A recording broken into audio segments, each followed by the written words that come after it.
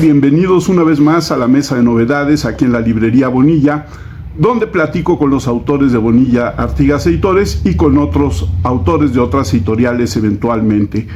Hoy tengo el gusto de tener aquí en la librería conmigo a Víctor Manuel Mendiola, que acaba de publicar en Bonilla este libro que se llama Adonais, que es una traducción de un poema de Shelley Percy, de una obra de John Keats. Exacto.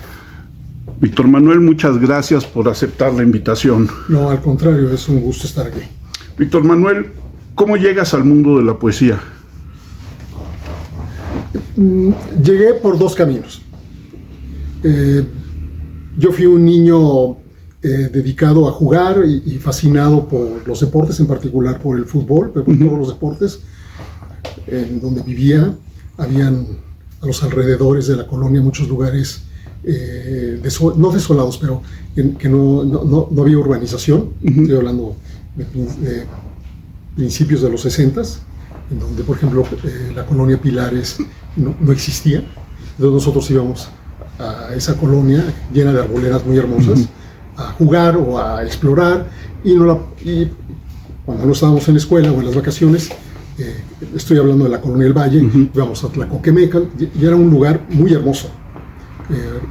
Y en las orillas, además entre Coyoacán y la colonia del Valle, había como pues una zona natural, arboledas, muchas arboledas. Entonces, pero a los 11 o 12 años, un amigo me prestó los cuentos de Edgar Allan Poe, y me fascinaron. Y empecé a escribir tratando de imitarlos. Claro, eso venía acompañado con los otros, Salgari, qué sé yo, ¿no? Pero me fascinó. Y luego, parte de lo mismo, en la secundaria conocí al bisnieto de Enrique González Martínez, Enrique González Phillips. Y durante un año nos fuimos de pinta, y nuestras pintas eran irnos a su casa con sus papás,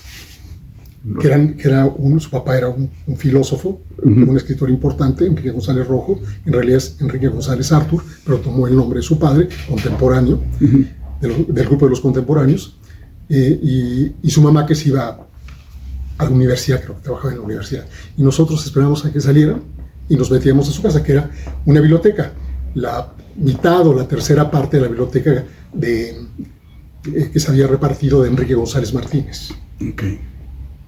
En las tardes, Milandera y la canta y espera, y la compos de ensueño al fulgor martesino, canta viejas canciones y contempla el camino a través de las brumas de empañada vidriera. Hace ya mucho tiempo se quedó prisionera en el ubre alcázar de su propio destino. Es un poema sobre las mujeres, como una hilandera. Muy hermoso, un poema muy perfecto, un poema simbolista, hecho ya pues, en pleno siglo XX. Es el último de los simbolistas. No es el primero de los poetas modernos, porque el primero es, como bien dijo Paz López Velarde, pero un gran poeta. Entonces nos íbamos a su casa, ya sin la presencia de los padres, y nosotros nos dedicábamos a escuchar a Jimi Hendrix, o a Led Zeppelin, o a sacar libros y a leer y a platicar. Yo en ese momento, no sé ni por qué, porque como éramos muy jóvenes, y además es el tiempo de la época del 68, o por ahí, o un poquito antes, pues había un ambiente de rebeldía. Entonces yo acabé leyendo La Revolución Francesa de Kropotkin. Me la leí toda. Digo, me causó una gran impresión, y yo ahora tengo muchas ganas de volverla a leer. No he leído otras historias de la Revolución Francesa, pero tengo muchas ganas de volver la visión anarquista, ¿no? Claro. Entonces, todo esto se combinó para que yo comenzara a escribir. 12, 13, 14 años. Y al mismo tiempo me politicé fuertemente por las mismas razones.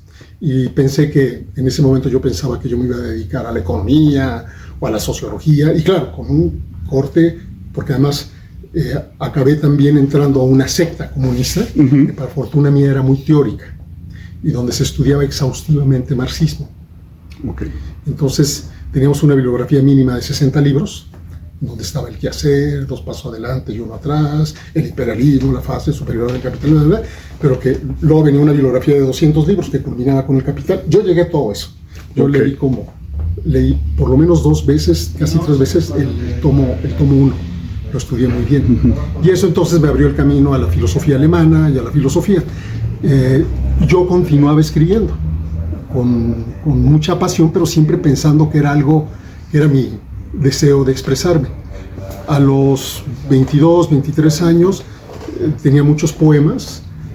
También me dio por escribir sonetos, porque cuando tendría 17 años y yo estaba en el CCH, un día fue Arreola a leer poemas de grandes poetas, de Darío, de Pellicer, de Paz, varios poetas. Y entonces yo lo escuché y me dejó anonadado sentir que lo que leía no tenía nada que ver con lo que nosotros escribíamos. Y dije, bueno, pero ¿cómo puede ser tan diferente? Claro, eran grandes poetas, en primer lugar, la diferencia provenía de eso, indudablemente. Pero no era solo eso, había algo más. ¿Y qué era ese algo más? El verso. Entonces me di cuenta de eso y me puse a leer, me puse a comprender el simbolismo, me puse a comprender a Pellicer, que tiene versos maravillosos, ¿no? Adolfo, si en tus ojos o en los míos anda la luz buscándome, te ruego que escondas en la sombra de tu fuego las soledades de nuestros navíos. ¿Qué versos? Entonces yo empecé a estudiar con mucho cuidado el verso, aprenderlo de una manera obsesiva, y durante años, 3, 4 años, escribí casi 2 sonetos diarios. Okay. Y bueno, finalmente con los 23, 24 años mandé un pequeño grupo de poemas al Centro Mexicano de Escritores. Como parte de, yo seguía como militando, pero al mismo tiempo le dedicaba mucho a la lectura literaria, porque como te dije, esta era una secta teórica muy literaria, porque ahí estaba González Rojo, allí había estado Lizalde, y entonces había se leía mucha teoría marxista y no marxista, pero conectada, pero también mucha literatura. Entonces yo hice, había hecho también, me había dedicado a leer muchas obras, y mandé ese grupo de poemas y me dieron la beca del Centro Mexicano, en donde estaba Rulfo y Elizondo. O sea, quienes me dieron fueron ellos. Okay. Y yo era realmente pues, un joven que no venía de ningún sitio, o sea, era alguien que había mandado. Y te digo esto porque me acuerdo que muy bien me dijo Elizondo, usted ha sido seleccionado entre 400 propuestas y tenemos en usted confianza. Pero no me lo decía como una cosa afectuosa, me lo decía como un compromiso. Muy compromiso, me lo dijo de manera un poco dura. Usted tiene que estar a la altura de lo que nosotros acabamos de hacer. Entonces yo pasé un año y para mí fue muy importante la convivencia tanto con Elizondo como con Rulfo. Y lo que presenté en muy buena medida durante esa época pues fueron muchos sonetos, ¿no? Entonces, en donde ya tenía un dominio formal, pero estaba en ese momento acabando de controlar ya el poema como poema, ¿no? Entonces, pues así fue, y eso me llevó a mí, descubrí que mi vocación realmente era la poesía, y abandoné la secta. No es fácil salirse de una secta, me puedo imaginar. Es muy complejo, porque tienes que casi pedir permiso, justificar tu salida. Claro, en el contexto mexicano eso no era muy peligroso, pero si tú eso lo traspasas a lo que ha ocurrido en otros lugares, la Unión Soviética, China, Salvador, Nicaragua, salirse de una secta a veces te puede costar la vida o salirte muy caro, ¿no? Yo, como era muy auténtica mi deseo de reflexionar sobre lo que yo quería hacer, me lo permitieron, con la idea de que yo iba a regresar. Yo dije, seguramente cuando pasen 4 o 5 meses yo regresaré. De pronto abrí los ojos y me di cuenta que ese no era mi camino.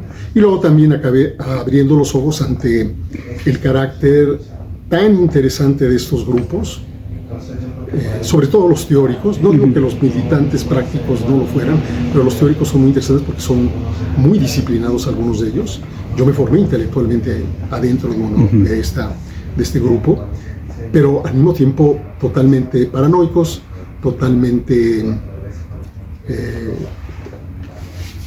totalitarios en un microuniverso. Estás hablando de grupos de 20, 30, 40, 50 personas y ahí adentro hay como una dictadura, ¿no?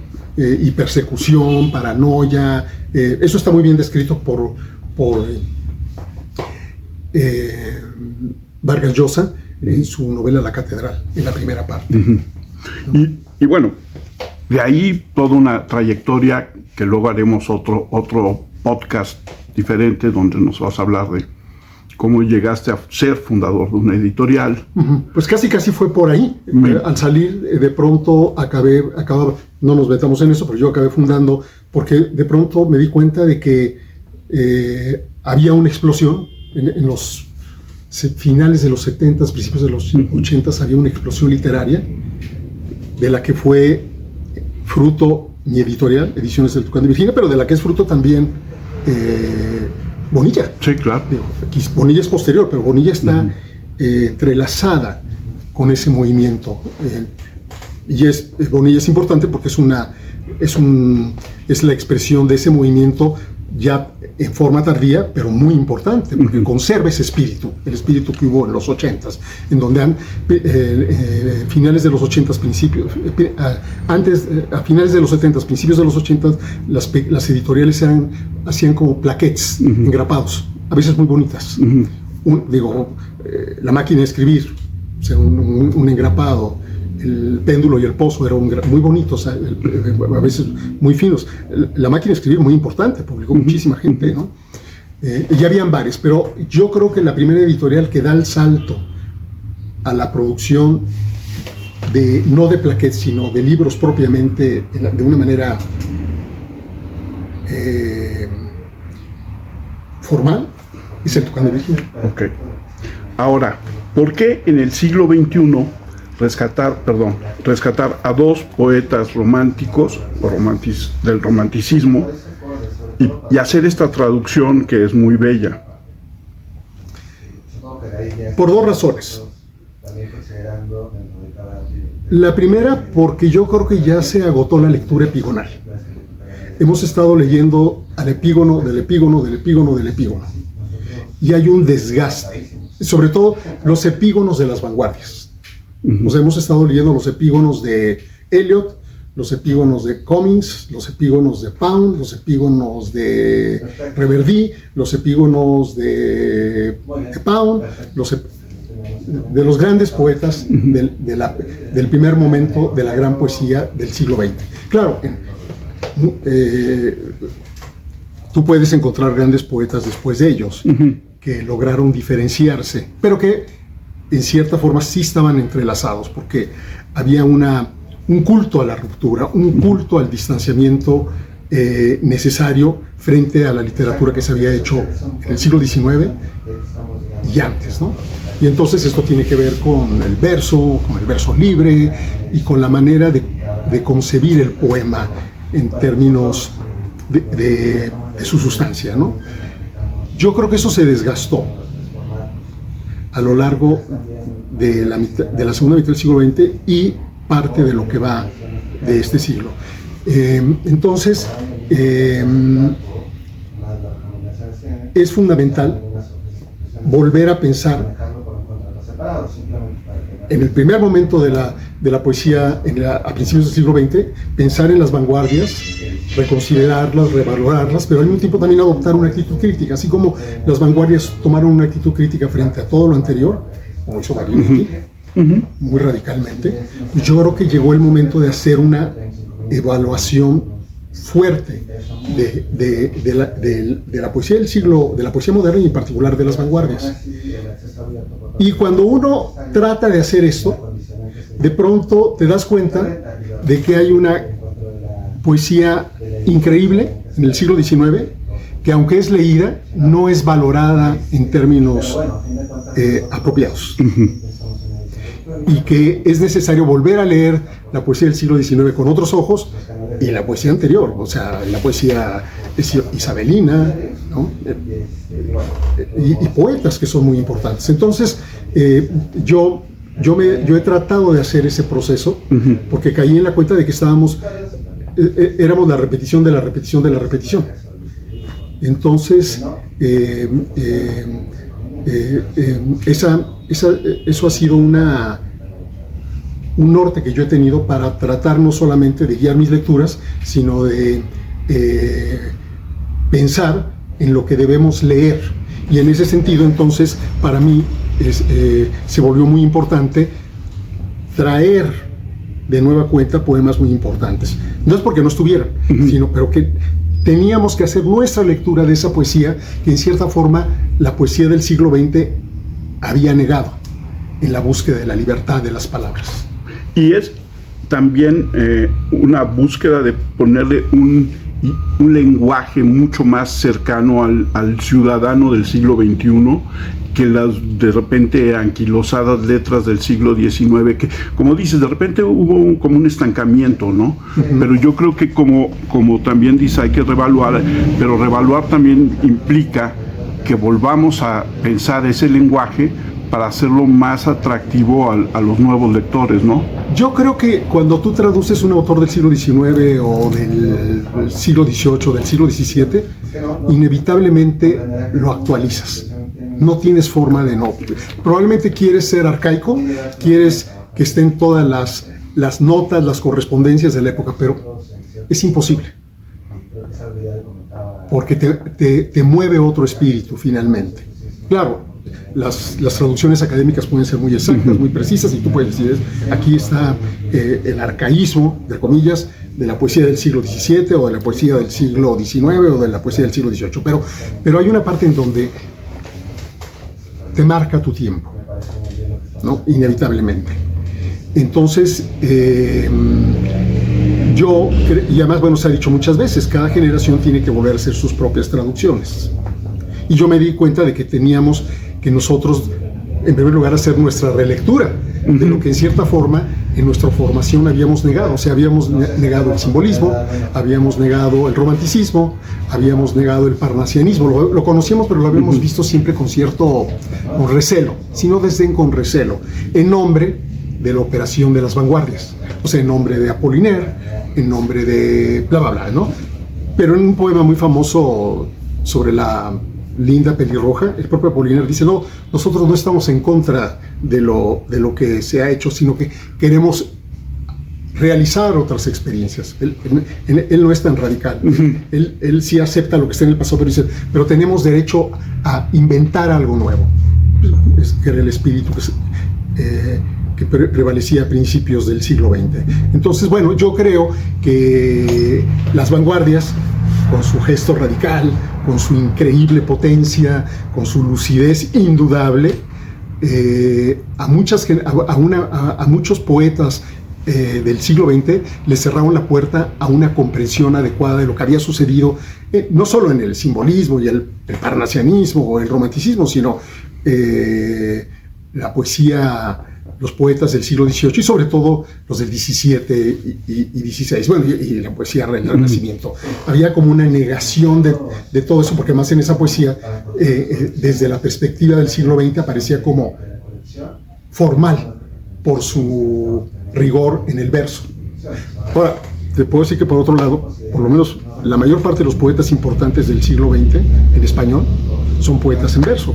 Es decir, Borges, Paz, Alberti, o sea, puedes hacer, claro, también podemos encontrar poetas en donde incluso puedes encontrarlo al principio en la obra de Efraín Huerta, ¿no? Pues está la generación del 27, que está en verso, ¿no? Claro, se deshacen de la rima, pero a veces la vuelven a usar. En fin, todo esto lo que te plantea es la necesidad de reflexionar en lo que sucedió y en las coordenadas fundamentales de la poesía en el siglo XX, que tenemos que repensar, no para hacerlas a un lado, sino para volverlos a leer y volver sobre ellos a encontrar la materia luminosa, ¿no? Pero eso también nos lleva a volver a pensar en los anteriores, o sea, en el simbolismo y en el romanticismo. El romanticismo es impresionante. Digo, muchos teóricos han dicho que somos románticos. Yo creo que esencialmente somos románticos. Lo que pasa es que en el espíritu, ¿no?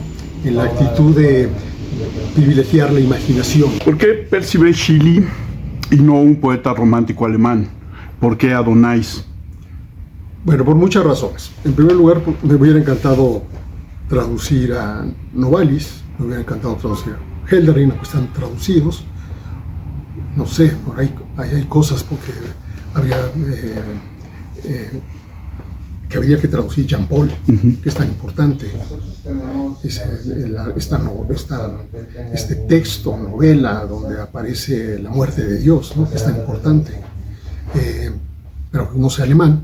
Entonces me aproximé, de pronto me percaté de que había cosas que había que volver a releer de otra manera, y aunque yo no tengo mi formación de niño no fue en inglés, y yo aprendí tarde en inglés, de hecho más bien lo leo, más que no lo escribo, pero lo leo desde hace muchos años, he hecho traducciones desde hace muchos años, primero de una manera espontánea, porque como soy editor de Ediciones del Conde de Virginia, empecé a revisar y a cotejar, entonces eso hizo que me tratara de mejorar mi comprensión, y de pronto me di cuenta de que lo leía fluidamente y que podía comparar, y me empecé a percatar de cosas que me parecían importantes, entre otras que era necesario releer a los románticos. Entonces, un poco la limitación, por un lado, pero la conciencia de que había que releer en conjunto el siglo XIX, que había que releer cosas también del siglo XVIII. Por ejemplo, pues una parte de la obra de Blake ocurre en el XVIII, sí. y por eso tiene esa impronta también rara. La impronta de Blake es rara porque él era un rarísimo, ¿no? O sea, un tipo muy extraño, pero también porque él está en el siglo XVIII, y entonces su estilo todavía tiene esa cosa cuasi pedagógica, esa claridad muy de la ilustración, ¿no? Pero como él es profundamente romántico, la rebasa, pero esa ambivalencia de la forma como ilustrada, que casi está como contándote un cuento, muy a la manera ilustrada, iluminista, pero al mismo tiempo con esa potencia romántica, ¿no? De la búsqueda de lo invisible, que para él era lo fundamental, hace que su poesía sea singular, ¿no? Pero bueno, hay otros autores ahí que habría que del siglo XVIII que también habría que repensar, y sobre todo del XVII. Eso me llevó a hacer una antología que se llama Inmensidad y Violencia, o Violencia e Inmensidad en el siglo XVI-XVII, en donde comienza con Wyatt y termina con Milton. Es una edición bilingüe que yo hice, y ahí está Shakespeare, pero también está Sidney, también está Spencer, está Samuelson, que se lee muy poco, está la hermana de Philip Sidney, la condesa de Pembroke, que tiene un poema sobre él, que tiene 2 o 3 poemas hermosos, y su nieta, la familia Sidney es increíble, porque está Philip Sidney, está la condesa de Pembroke, que es hermana, y está la sobrina, hija de Robert Sidney, que es Lady Mary Roth, que escribió unos sonetos maravillosos, en particular una corona de 14 sonetos. O sea, el soneto tiene 14 versos, pues la corona tiene una corona completa con 14. Y es una obra notable. No creo que uno pueda decir que es como el tope de los grandes poetas del siglo, finales del XVI, XVII inglés. O sea, no digo que sea como Spencer, no digo que sea como Shakespeare, pero no está lejos. Y esa corona, que yo traduje, es hermosísima. No traje el libro, ahorita lo fui a buscar, no lo tengo, porque es singular. Entonces, todo esto yo lo hice por mi conciencia de que es fundamental salirnos de la corriente epigonal. O sea, que era fundamental tratar de evitar volvernos la repetición de la repetición de la repetición, que está muy desgastada. O sea, ya no podemos estar repitiendo así sin ton y son a Eliot, o a Cummings, o a Apollinaire, o qué sé yo, ¿no? No hay muchas repeticiones de Valery, del cementerio marino, porque ahí está más difícil. Eso implica ahí bueno, además, Paul Valery era un hombre brillante. O sea, su concepción de la poesía, que es un poeta, pero compleja. Ahora, probablemente la gente en general, no sé si yo no me siento con la capacidad de decir si es verdad o no, pero sobre todo lo que se dice es que lo fundamental es el cementerio marino y la hilandera, ¿no? Y otros poemas, pero bastaría con el cementerio marino. Es un enorme poema que tradujo Jorge Guillén de manera espléndida, y hay muchas traducciones muy buenas. Yo publiqué una versión del cementerio marino que hizo Eugenio Florid, miembro del grupo Orígenes. El grupo Orígenes, como el grupo Contemporáneos aquí en México, era un grupo totalmente afrancesado. Entonces hizo una traducción muy buena, muy buena. Yo creo que comparable a la de Guillén. Yo me acordaba, llegué a saberme casi toda la versión, la traducción de Guillén. Ese techo tranquilo palpita entre los pinos y las tumbas, el mediodía justo en él enciende el mar sin cesar empezando, es recompensa después de un pensamiento, mirar por fin la calma de los dioses. ¡Wow! O sea, qué altura del poema y qué altura de la traducción. O sea, Guillén hizo un nuevo poema en español, que es lo que creo que, volviendo a la traducción, es lo fundamental, que por lo menos desde el punto de vista literario, desde el punto de vista de la poesía en lo que toca a la traducción de poemas, yo creo que la intención fundamental es volver a hacer un poema en español. Y si tú logras que el Adonais de Shelley funcione como poema del otro en el español, en realidad estás construyendo un nuevo poema. Claro, totalmente dependiente del otro, pero tiene que acabar funcionando como un poema en español. Yo no estoy diciendo nada nuevo, yo en realidad estoy siguiendo una idea que me parece central de Antonio Latorre, en su antología que hizo y su traducción de poetas de la poesía italiana. Y muchas de las traducciones de la poesía italiana que hicieron Quevedo, que hicieron varios poetas del siglo XVI, XVII, pues acabaron convirtiéndose prácticamente en poemas en español. Okay.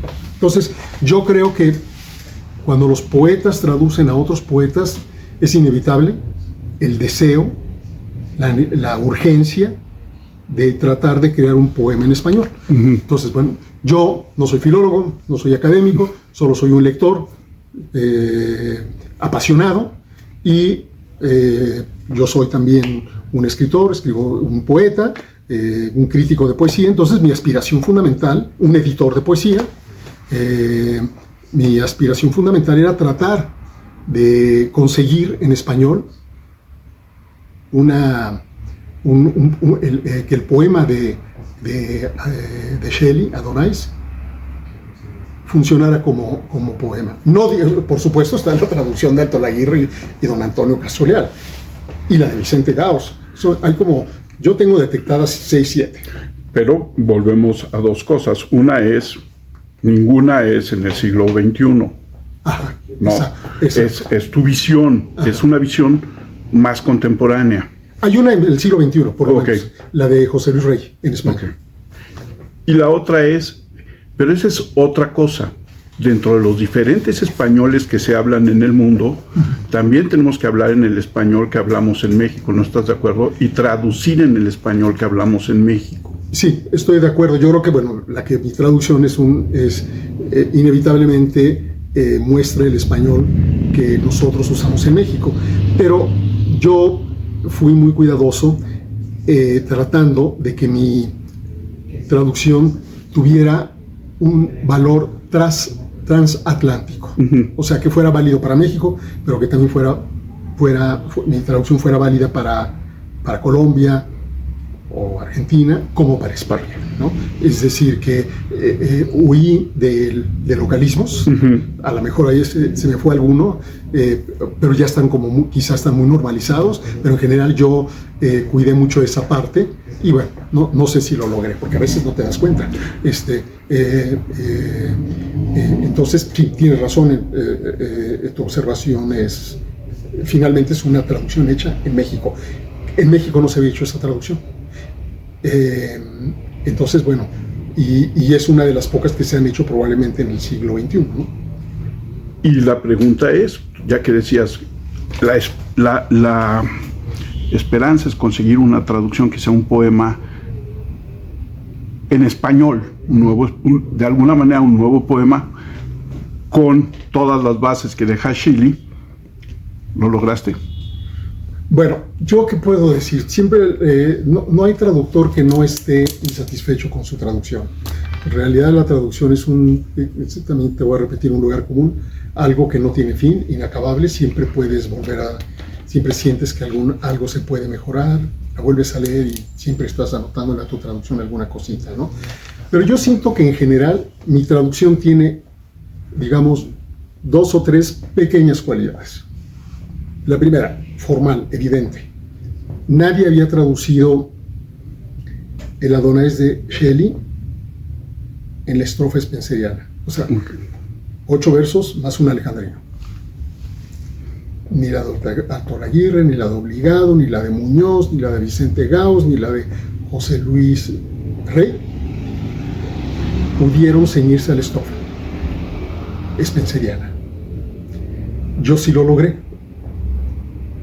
Eso tiene que ver con mi historia, no ya como traductor, sino como poeta. Y yo he trabajado mucho las formas. Entonces, de pronto me di cuenta que la única manera de lograrlo era que en ciertos momentos yo tenía que aceptar hacer síntesis. Actuar como actúas al hacer un poema. Porque, pues, como todo el mundo sabe muy bien, tú en un verso en inglés, en un pentámetro yámico, puedes meter a veces 10 palabras, casi 11. Y en español, casi siempre, en un verso endecasílabos tiene 4, 5, ya 6, son un montón de palabras. Entonces, cuando tú pasas del inglés 11 palabras de un pentámetro yámico al endecasílabo, pues el endecasílabo se te vuelve, no un alejandrino, se te puede volver como 3 septasílabos, por decirlo así, ¿no? Okay. Entonces, estás frente a un problema de cómo resolver, compactar, sintetizar. Y bueno, yo hice en muchos casos síntesis, pero al mismo tiempo siempre con el norte de que tenía que mantenerme lo más cerca de lo literal, sin que se me convirtiera en una camisa de fuerza. Okay. Entonces, bueno, esa es la primera cualidad. Yo lo puse en la estrofa spenceriana, yo creo que se lee fluidamente, y creo que tiene una correspondencia, tercero, una correspondencia con lo literal grande, casi completa, podría decir. Ahora, seguramente ya en una discusión muy minuciosa y exigente, pues podría haber, quizá aquí el sentido más en esta dirección. Bueno, pues tú estás recreando, ¿no?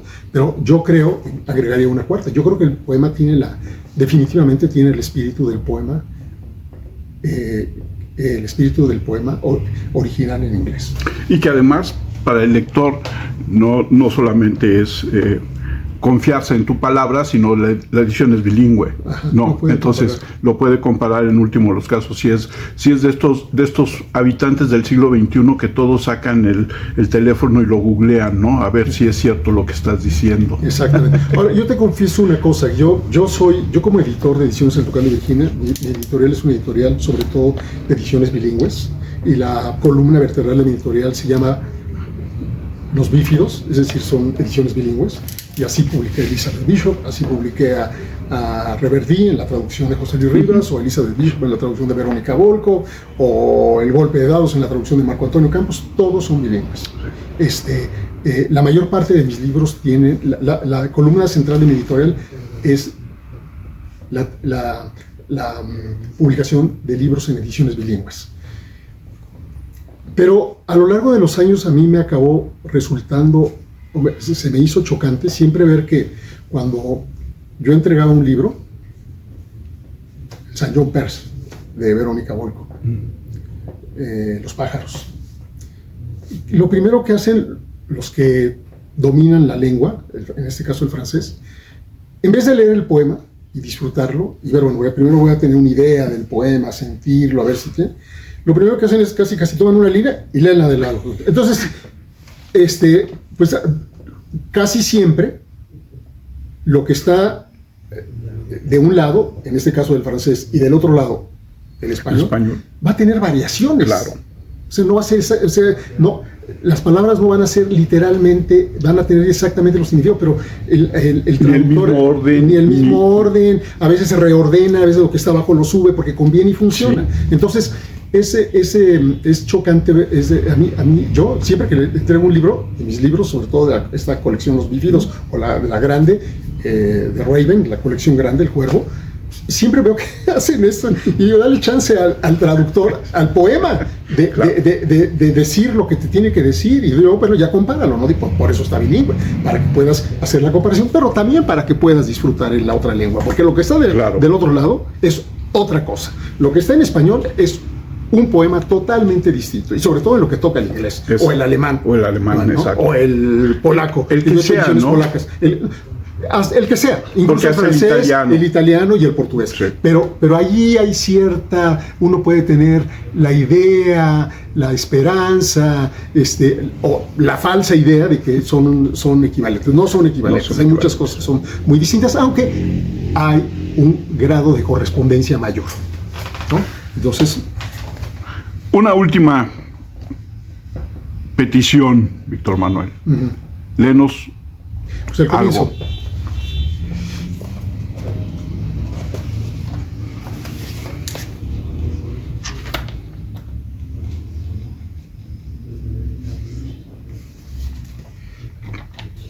Lloro por Adonais, él está muerto. Lloren por Adonais, mas nuestras lágrimas no fundirán el hielo de su rostro.